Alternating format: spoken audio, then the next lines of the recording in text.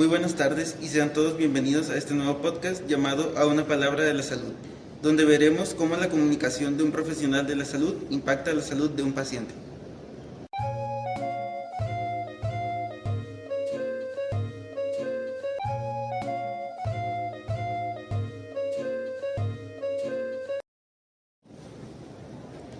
Hoy estamos Daniel, Pepe, Víctor, Ricardo, Jimena y quien está hablando, Diego. Así que dime, Daniel, ¿qué tema vamos a tratar hoy? El día de hoy, Diego, vamos a ver los diferentes elementos, tipos, modelos y barreras de la comunicación y cómo pueden afectar a la hora de comunicarse con un paciente. Bueno, comencemos primero con los elementos. ¿Cuáles son estos elementos, Pepe? A la hora en la que nosotros hablamos con un paciente, hay 8 cosas que siempre van a estar. Un emisor, un receptor, un mensaje, un código, un canal, un contexto, ruido y una retroalimentación. ¿Y cómo son esas cosas representadas? ¿Tú cómo te lo imaginas, Víctor? En mi mente yo me lo imagino en una situación como esta. Hola, buenas tardes. Soy el doctor Ricardo. ¿Viene a consulta? Sí, buenas tardes. Me he sentido mal últimamente. Ya veo. ¿Me podría decir cómo se llama y cuántos años tiene? Me llamo Jimena y tengo 18 años. Cuénteme cómo se ha sentido últimamente. Ahí, el emisor primero sería el doctor al ser la persona que origina y expresa el mensaje. El receptor sería el paciente porque recibe y procesa el mensaje. Tanto el emisor como el receptor cambian de persona al cada una transmitir su idea. Que justamente el mensaje es la idea que le está comunicando el doctor al paciente al momento de presentarse y preguntar si va a consultar. Entiendo. También es importante destacar el código, que es más que nada el idioma en el que están hablando. No sería lo mismo hablarle en español a alguien que hablarle en lenguaje de señas a un sordo. Al igual de relevante que el canal, que es el medio por el cual se transmite el mensaje.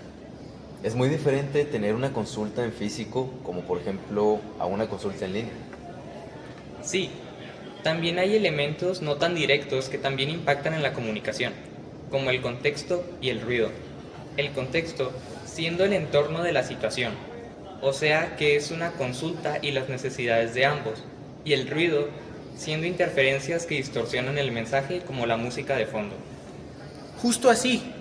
Y ya por último sería la retroalimentación, que es la respuesta que tiene el receptor al mensaje, siendo en el ejemplo el paciente diciéndole de vuelta al doctor que viene a consulta y que se siente mal. Exactamente, esas serían las bases.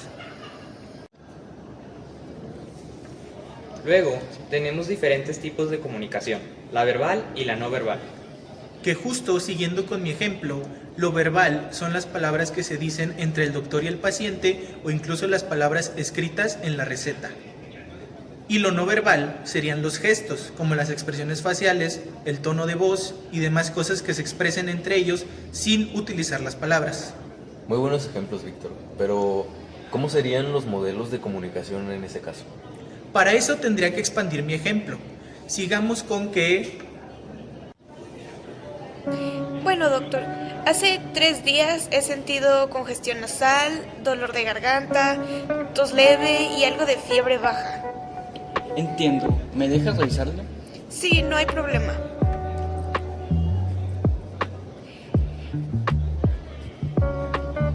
Ok, se trata de un resfriado común. Es una infección viral leve. Le voy a indicar tratamiento para aliviar los síntomas. Está bien. Sería paracetamol de 500 miligramos cada 8 horas durante 7 días para el dolor. Loratadina una vez al día por 5 días para la congestión. Y un jarabe antitosivo para la tos cada 8 horas durante 7 días. Y por último, les recomiendo descansar y tomar muchos líquidos y evitar cambios bruscos de temperatura. Muchas gracias, doctor. Con gusto, espero que se recupere.